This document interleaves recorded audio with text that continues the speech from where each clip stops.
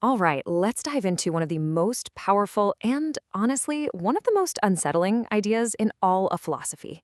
We're going to explore John Locke's theory of how our mind literally builds the reality we experience, starting from absolute zero.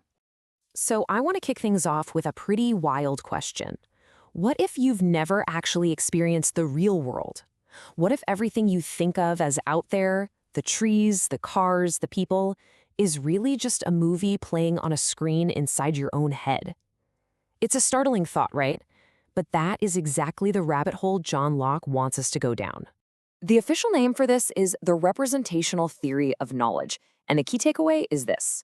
You are never directly in contact with the world. Think about the phone or computer you're looking at right now. Locke would say you're not actually aware of the device itself. You're only aware of your idea of the device. It's like your mind is a cinema.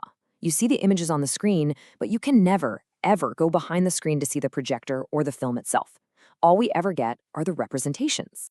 Okay, so if our entire reality is just made up of these mental ideas, where in the world do they come from? Well, Locke says they all begin from what he calls simple ideas. You got to think of these as the absolute fundamental Lego bricks of thought. They're the tiniest indivisible pieces that we use to build everything else. And these little mental Legos, they come from only two places. The first source is sensation, or our outer sense.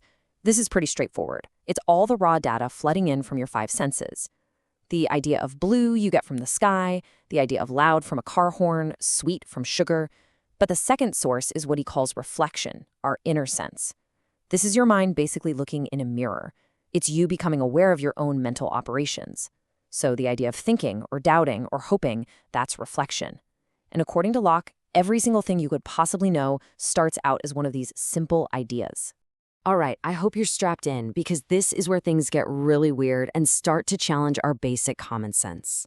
Locke argues that not all the qualities we perceive in an object are actually in the object. He draws this huge dividing line between what's really out there in the universe and what is just happening inside our heads. So let's break this down. On one side, you have primary qualities. These are the real deal. They exist in an object whether we're there to perceive them or not.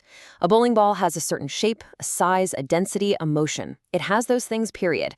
But then you get secondary qualities. And this is the mind blower.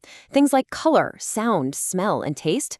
Locke says those do not exist in the world. They're purely subjective experiences created in our minds. The sky isn't actually blue. It's just made of particles that have a certain primary quality structure that causes our minds to produce the sensation of blue. The world itself is colorless, soundless, and tasteless. Now, you can imagine how shocking this was. This new scientific view of the world basically stripped it of all its sensory richness. All the beauty we experience, the color of a sunset, the sound of music, was supposedly just a trick of the mind. The real world was just dead matter in motion. The poet Tennyson captured this feeling of horror perfectly. When he says, "Can I take a thing so dead, embrace it for my mortal good?" He's asking, how can we love and find meaning in a universe that's been stripped of everything that makes it feel alive? So if the world is just feeding us these little atom-sized simple ideas, how do we get from that to our complex, organized experience of reality? Well, this is where the mind stops being a passive bucket and becomes an active construction worker. Locke says our mind takes these simple bricks and voluntarily starts to build things with them. The apple is the perfect example of how this works. The world doesn't send you a single apple idea. Not at all. It sends you a bunch of separate simple ideas. You get redness, roundness, and sweetness from your senses. Then, your mind actively says, you know what? These different ideas always seem to hang out together, and it bundles them into a single package. The result? You create the complex idea of an apple. That unified concept of an apple is a mental construct. You built it. And this building process isn't just for physical objects. It's how we create our biggest, most abstract concepts. Take causality. You never actually see a cause. You just see one event and then another event. It's your mind that actively builds a bridge between them and calls it causation. Or infinity. You can't see infinity. You just take the idea of a small distance and tell your mind to repeat it over and over forever. Locke even says our idea of God is a complex idea, built by taking human qualities like knowledge and power and just mentally scaling them up to infinity. So what about the actual thing itself? The stuff that has the shape and the size? The substance underneath all the qualities? Well, this is where Locke gets incredibly and refreshingly honest. He says our idea of substance is pretty much a complete mystery. It's just a placeholder. In his famous words, it is something I know not what. It's just an idea we invent because our brains can't really grasp the idea of qualities just floating around in nothing. The impact of this theory was just enormous. By putting what philosophers now call a veil of perception between us and the real world, Locke didn't just answer questions. He created a whole new set of, frankly, scarier questions that would dominate philosophy for centuries. He basically started a fire.